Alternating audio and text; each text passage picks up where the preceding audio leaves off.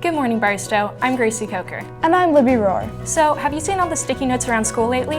I have. In case you don't know, anonymous people put sticky notes all around the school filled with inspirational quotes. They are everywhere, so if you see them, make sure to read them because they'll really make your day.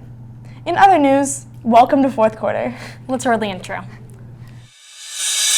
Lately, I've been losing sleep, dreaming about the things that we could be.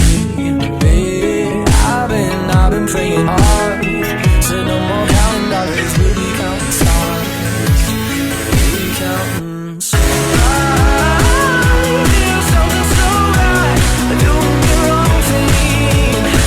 I could not.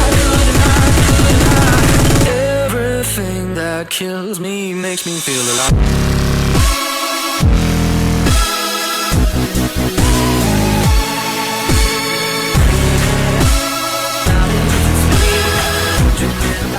So, Libby, can you believe that spring break is almost here? I can't. It's crazy, isn't it? I mean, I'm so excited, especially with all this awesome weather we've had over the past few days. I know. I've loved all the sun and warmth. But what was up with last week? It was so cold early on. I know. I guess you can never tell with Kansas City weather, unless you're BTVN weatherman Shay Rush. Let's check it out.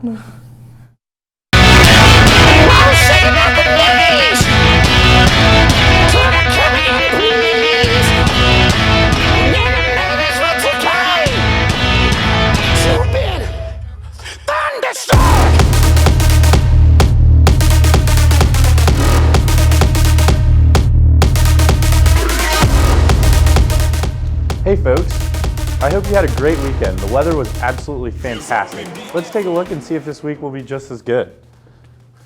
Well, it's going to be gorgeous. Monday and Tuesday we have partly cloudy, high of 62 and 67 respectively. And then Wednesday, would you look at that folks, a bluebird and a high of 70 degrees. Thursday and Friday we're going to see partly cloudy skies. Saturday, mostly sunny skies, high of 62 degrees. And then Sunday, hoping to wake up a state champion on a bluebird Sunday, high of 64. It doesn't get much better than that, ladies and gentlemen. Enjoy your last week before spring break. It's going to be gorgeous. I'm Shay Rush, bringing you your weekly weather. Now back to you guys in the studio. Thanks, Shay. On a more serious note, don't forget that speaker Matt Vogel will be here this week to talk about drug and alcohol abuse. There's a parent meeting tonight from 7 to 8:30 in Price Hall. He should be stopping in to talk to students quite a lot this week, so let's welcome him here. Definitely. The lanterns that the Chinese students put up will help with that. Last week, 100 colorful lanterns were made by our 100 Chinese language students in grades 4th through 12th to celebrate the 15th and final day of the Chinese New Year. The lanterns are currently hanging in the lower and upper school hallways and will continue to hang there through the April performances of A Midsummer Night's Dream. They add a little extra color to our halls. Agreed. Last Friday, the sophomore class partook in a scavenger hunt around the World War I Museum. We also visited the World War I and the Rise of Modernism exhibit at the Nelson Atkins. The field trip was a great opportunity to learn more about the war and to bond together as a grade. I know, I had a lot of fun. Plus, it was really inspiring to see all the amazing stuff at the World War I Museum. I absolutely loved the Nelson too, so it was just an all-around great day. I agree. So, while we've been working hard to finish out third quarter, the lower and middle school have been winning awards left and right. That's right. Fifth grader Grayson Martin won first place in the Kansas City Daughters of the American Revolution American History Essay Contest. Grayson's essay will now be entered at the National DAR competition. I love that we still do that. I remember writing mine through middle school, and that contest really got me to think about history differently. That's really cool. But that's not all for prestigious writing awards. Sixth grader Sage Holmes and Rishi Melee received honorable mentions in the Kindest Kansas City and Essay contest. The sixth grade student, Tara Lintel, won her age group for the Kansas City Rose Society Poetry Contest. Looks like we have a pretty creative bunch. Definitely. Congratulations are also in order for Saket Dendi, who recently qualified for the Missouri State semifinals for the National Geographic Geography Bee. He will be competing on March 27th in Columbia, Missouri, so make sure to offer him plenty of support.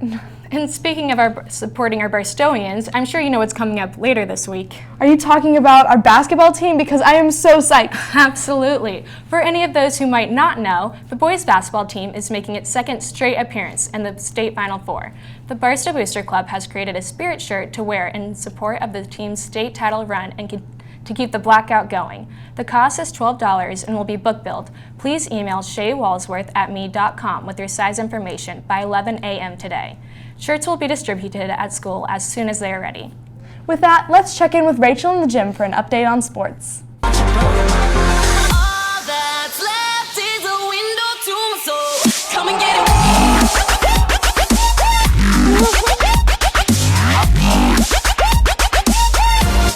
Congrats to the boys basketball team for winning their game against Lafayette County 67-45.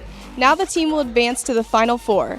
Their next game is on Thursday at 5 p.m. in Columbia, Missouri at the Hearns Center at Mizzou. The team will face College Prep at Madison. In middle school sports news, the first girls' soccer practice will be today at 3:30. The first track practice will be on Tuesday at 3:30, and the first boys' tennis practice will be on Saturday at 10 a.m. That's all for sports news this week. Back to you guys in the studio. Thanks, Rachel. No doubt, this is going to be an awesome spring. I agree. We only have a few months before graduation. That means course requests. We've all been working on them in our advisories, but they are officially due by this Friday, March 13th. Both the paper form and the online selection are due then. Don't forget and don't be late. On a final note, we'd like to wish Mr. Holmes a happy birthday. Thank you for all you do. Well, that's all we have today. I'm Libby Rohr. And I'm Gracie. Have a great week, Barstow.